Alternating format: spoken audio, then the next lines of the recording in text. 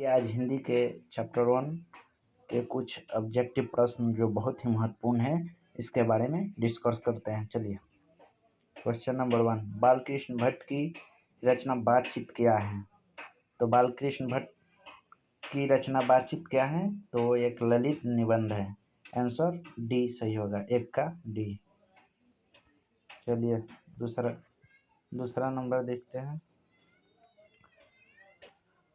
दूसरा number question, Balkrishna Bhatt किस युग्म के निबंधकारक थे? बालकृष्ण भट्ट किस युग्म के निबंधकारक थे? तो बालकृष्ण भट्ट भट्टेंद्र युग्म के निबंधकारक थे। बी आंसर देख सकते हैं, सही होगा। चलिए 3 नंबर चलते हैं। 3 नंबर, मनुष्य की बातचीत का उत्तम तरीका क्या है? मनुष्य की बातचीत का उत्तम तरीका क्या है? अवयविक होकर अपने से बातचीत करना। डी सही आंसर होगा, डी। चौथा 4 नंबर क्वेश्चन देखते हैं। संवाद में सबसे महत्वपूर्ण क्या है? आत्मीयता। सी आंसर सही होगा, सी। चलिए 5 नंबर क्वेश्चन पे चलते हैं। बालकृष्ण भट्ट का जन्म हुआ था।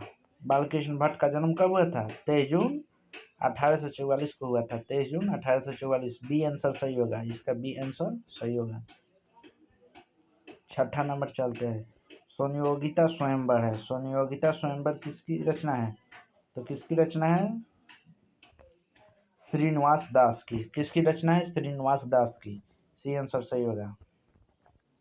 7वां नंबर क्वेश्चन पे चलते हैं। कौन सी रचना बालकृष्ण भट्ट की नहीं है? तो कौन सी रचना है जो बालकृष्ण भट्ट की नहीं है? परीक्षक गुरु है जो बालकृष्ण भट्ट की रचना नहीं है। परीक्षक गुरु, डी आंसर सही होगा। 8 नंबर क्वेश्चन पे चलते हैं। कौन सी रचना बालकृष्ण भट्ट की है? कौन सी रचना बालकृष्ण भट्ट की है? रेल का विकट खेल। रेल का विकट खेल बालकृष्ण भट्ट की है। ए आंसर सही होगा, 8 का। 9 नंबर पर चलते हैं। बालकृष्ण भट्ट ने कौन सा मासिक पत्रिका निकाला था? बालकृष्ण भट्ट ने कौन सा मासिक पत्रिका निकाला था? तो प्रताप, ना हिंद प्रदीप होगा, हिंद प्रदीप। कौन होगा? हिंद प्रदीप। सी आंसर सही होगा, 9 का। 10 नंबर पर चलते हैं। बातचीत किस विधा की रचना है? बातचीत किस विधा की रचना है? तो बातचीत है जो एक निबंध है। बातचीत एक निबंध है, डी आंसर सही होगा। चलिए 11 नंबर पर चलते हैं। रबिन्सो क्रूसो ने 16 वर्ष के उपरांत किसके मुंह से एक बात सुना था? रबिन्सो क्रूसो ने 16 वर्ष के उपरांत किसके मुंह से एक बात सुने थे? तो कौन थे? फ्राइडे। आंसर सही होगा, फ्राइडे। कौन थे? फ्राइडे। चलिए 12 नंबर पे चलते हैं। बातचीत शीर्षक निबंध के निबंधकारक कौन थे? बातचीत शीर्षक निबंध के निबंधकारक कौन थे? तो बालकृष्ण भट्ट थे।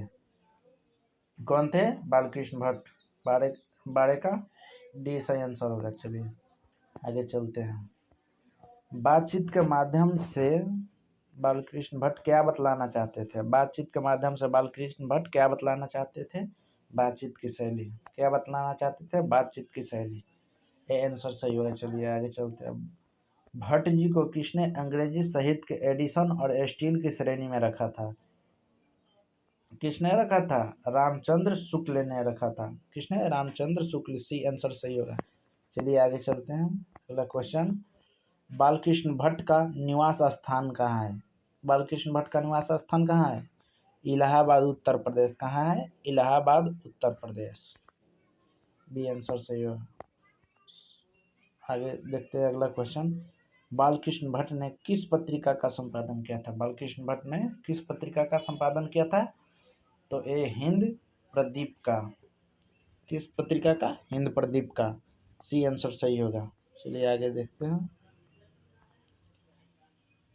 17 नंबर, बालकृष्ण ने हिंदी प्रदीप नामक मासिक पत्रिका निकालना कब प्रारंभ किए थे? तो कब प्रारंभ किए थे? 1877 में। ए आंसर सही होगा, 1877 ए आंसर सही होगा। आगे देखते हैं 18 नंबर। कौन सी रचना बालकृष्ण भट्ट द्वारा रचित नहीं है? कौन सी रचना है जो बालकृष्ण भट्ट द्वारा रचित नहीं है? तो कौन सी होगी? मेघदूतम। सी आंसर सही होगा, सी होगा मेघदूतम। अगला क्वेश्चन देखते हैं।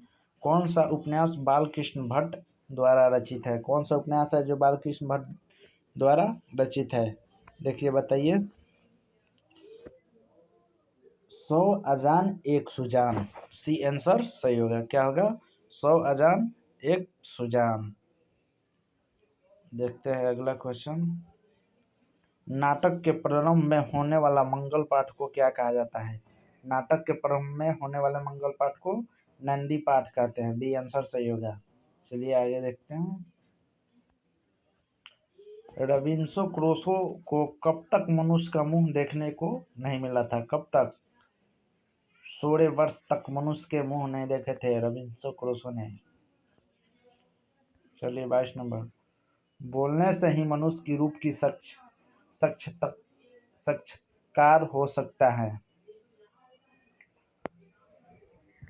बोलने से ही मनुष्य की रूप का साक्षात्कार होता है। यह किसने कहा था? किसने कहा था? तो एडिसन ने कहा था। किसने? एडिसन ना, एडिसन नहीं होगा, बेन जॉनसन ने कहा था। किसने कहा था? Ben Jonson. बी आंसर सही होगा, बेन जॉनसन। चलिए 23 नंबर चलते हैं। असल बातचीत सिर्फ 2 व्यक्तियों में ही हो सकती है। यह किसका मत था? किसका मत था?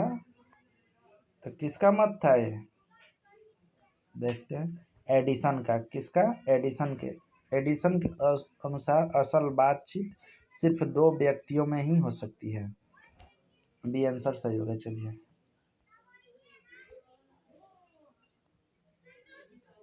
पहले ए आंसर सही होगा, एडिसन। 24 नंबर।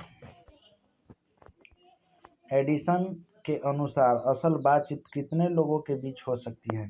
तो अभी क्वेश्चन पूछे थे, तो कितने लोगों के बीच हो सकते हैं? जल्दी बताइए। 2। कितने? 2। ए आंसर सही होगा। चलिए। बातचीत से मन किस प्रकार का हो जाता है? बातचीत से मन किस प्रकार का हो जाता है? हल्का और स्वच्छ। हल्का और स्वच्छ। किसके ना होने से सृष्टि गूंगी प्रतीत होती है? किसके ना होने से सृष्टि गूंगी प्रतीत होती है? वाक्य शक्ति की। किसकी? वाक शक्ति की। बी आंसर सही होगा। चलिए। आर्ट ऑफ कन्वर्सेशन कहाँ के लोगों में सर्वाधिक प्रचलित है? कहाँ के लोगों में? यूरोप के। कहाँ के? यूरोप के। बालकृष्ण किस काल के रचनाकार थे? बालकृष्ण किस काल के रचनाकार थे? तो किस काल के? आधुनिक काल के। किस काल के? आधुनिक काल के रचनाकार थे। किस काल के? आधुनिक काल के। चलिए आज के लिए इतना ही, फिर मिलते हैं अगले वीडियो में। चलिए आज के लिए